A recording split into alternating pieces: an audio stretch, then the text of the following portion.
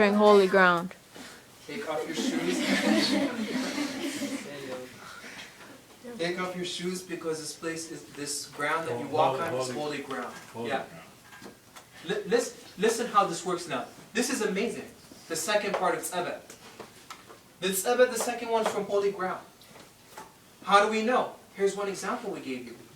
Exodus chapter 3 that we just talked about. He told them, this ground is holy, so take off your shoes. Is there such thing as holy ground in the Bible? Mm. Is there such places as holy places in this world? Yeah. It's holy ground because God was there. That place is holy. Second example, Joshua, the book of Joshua chapter 5, from verse 13 to the end. Mitzhaf Yasu. The book of Joshua chapter 5, from verse 13 to the end. Listen to what happened now. While Joshua was near Jericho, he suddenly saw a man standing in front of him. It's the one that we read earlier. Holding a sword. Joshua went up to him and asked, "Are you one of our soldiers or our enemy?" "Neither," the man answered. "I am here as the commander of the Lord's army." Joshua threw himself on the ground in worship and said, "I am your servant, sir. What do you want me to do?" And the commander of the Lord's army told him, listen to this, "Take your sandals off. You are standing on holy ground." And Joshua did as he was told. The angel told Joshua what? Take off your shoes because you're Take off your what? shoes. Why? You're entering holy ground. Good, because you are on holy ground. Okay, another example is the Gospel of St. John, chapter 9, from verse 1 to 12. This is my favorite one for this example. The Gospel of St. John, chapter 9, from verse 1 to 12. As Jesus was walking along, he saw a man who had been born blind. He saw a man that was born Blind. Good. His disciples asked him, "Teacher, whose sin caused him to be born blind? Was it his own or his parents' sin?" Jesus answered, "His blindness has nothing to do with his sin or his parents' sins. He is blind so that God's power might be seen at work in him. As long as it is day, we must do the work of him who sent me. Night is coming when no one can work. While I am in the world, I am the light of the world." After he said this, now listen to this part. Okay?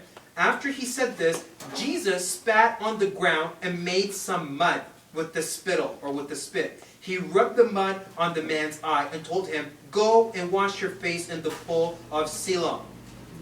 This name means sent. So the man went, washed his face, and came back seeing. This is amazing. The man was blind. He was blind. And Jesus, what did he do? Put dirt on his He eyes. spit where? On the dirt. On the ground.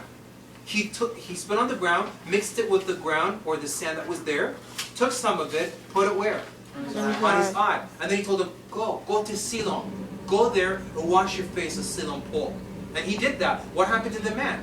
He could see. Okay. Now think about this for a second. Who's Jesus? Our God. He's our Lord and Savior Jesus Christ. He's our Creator who came here to die for us. Good. Do you remember the story of Lazarus when he was dead?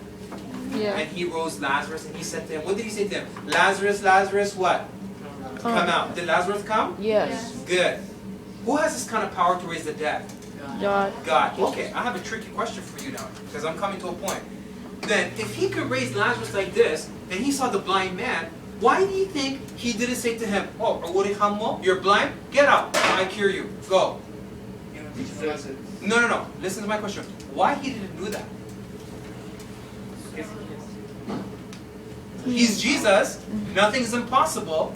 If he wanted, he's Jesus. He healed so many people by touching them. He could just say, "Na'am, this is what day? Kid, how He would have told them, "You're cured. Go." How come he didn't do that? Come on, I want to see a good answer for this. Yeah. Huh? Okay, close, but it's not. He wanted to tell him that the ground is or he could get better by You're close, okay? It has nothing to do with the man. It has something to do with teaching a lesson here. He wanted to show that he didn't make the ground. Okay. Like you spit, you can make medicine out of the spit and Good. Okay, good. Okay, good. Okay, I'm going to get to the point. Jesus, if he wanted to, we all believe, we all know. Okay, we're smart enough to know. If he wanted to, he would have just said to him, get up, my son. He would have got up. But he's proving to us what? That what we said before, remember the Old Testament? This ground is holy. Take off your what? Your shoes. Your shoes. We know by the Old Testament, Jesus is proving what the Old Testament said, that there are holy grounds. So he's telling us, okay, this happened in Israel. Is Israel holy or not?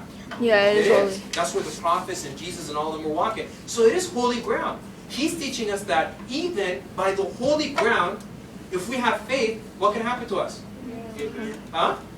Yeah, we can get better, of course. That's why we practice that. That's why he spat on where? The ground. And he made the mud. That's the reason why he did that. If he wanted to, he could have just cured them like that. But it's to teach us that there are holy places. They're holy why? It's not the ground that's holy. It's holy why? Because of? To God. Because of God. Good. That's the point of this. It's because of God. That place is holy.